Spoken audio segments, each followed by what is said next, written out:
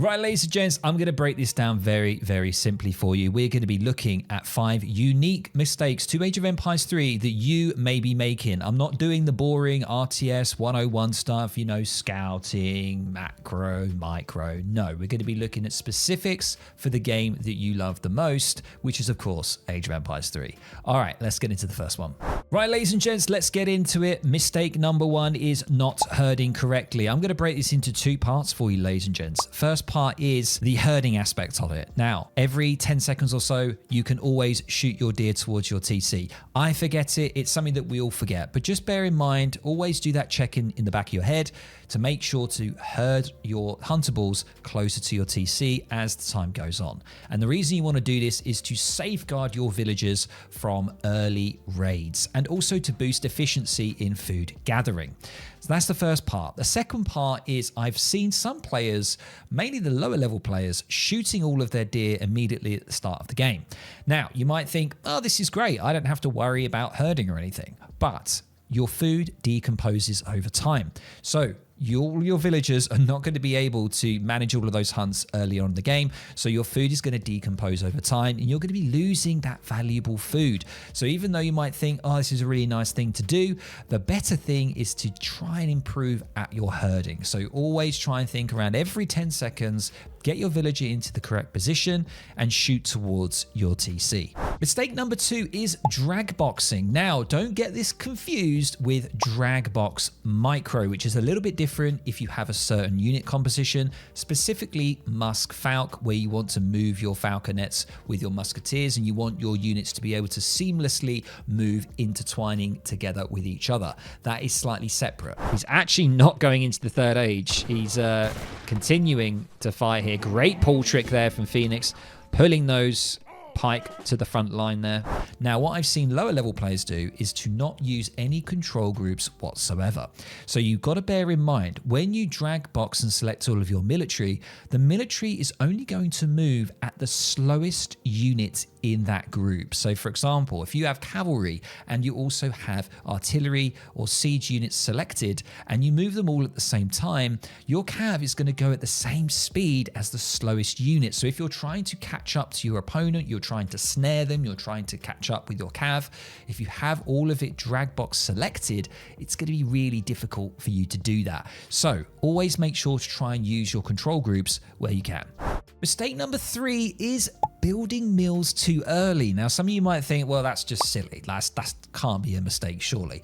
But I've seen it a lot in the low ELO Legends brackets. Anything sort of below maybe 1100 to 1000 ELO, I've seen people transitioning into mills way, way too early. Do now see a mill, which is even stranger. No need for the mill. We've got so much food here still. There is absolutely no need to be building a mill at all at this point in time. So, and the problem with that is that mills cost a significant amount of wood to build. Wood is the slowest resource to gather, and also mills themselves are the slowest to gather food from as well. So it's better to take the risk, get further out on the map, get your huntables, also go onto berries as well if you need to, and also you have the water available to you depending on the map as well. So many options before you even think about going for that mill option. Mistake number 4, perfect for Age of Empires 3, it is sending shipments at the wrong time. So here's what I mean. You're under attack, but instead of sending units to defend, you send resource crates instead.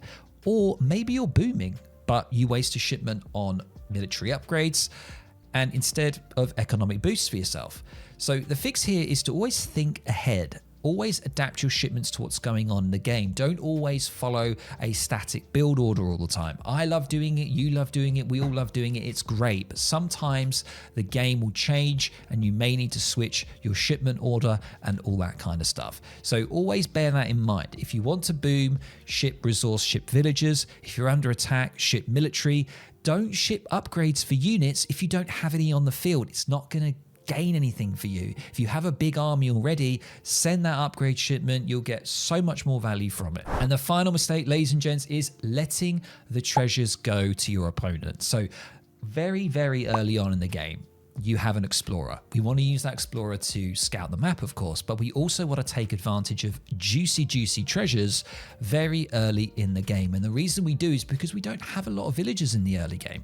Our economy is very weak. So gathering anything such as wood crates, food, gold is going to either help your age up, it's going to help your transition from the first age to the second age. So always think about it, but don't go for the huge treasures that your explorer might die to. Think about those small ones. Try and use your crack shot ability from your explorer, whatever you need to do to secure some of those treasures early on in the game. It's a real big thing, and it's something that goes unnoticed. And a final one is also around treasures. When you're in the second age and the third age, there's still treasures on the map and you've got an army. Use your army to get those treasures. It's free resource, it's free XP, it's maybe a free villager on the map for you.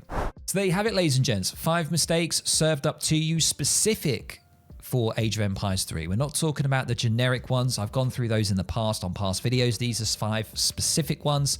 And of course, let me know down in the comments below if there's any that you think I've missed that I should have mentioned.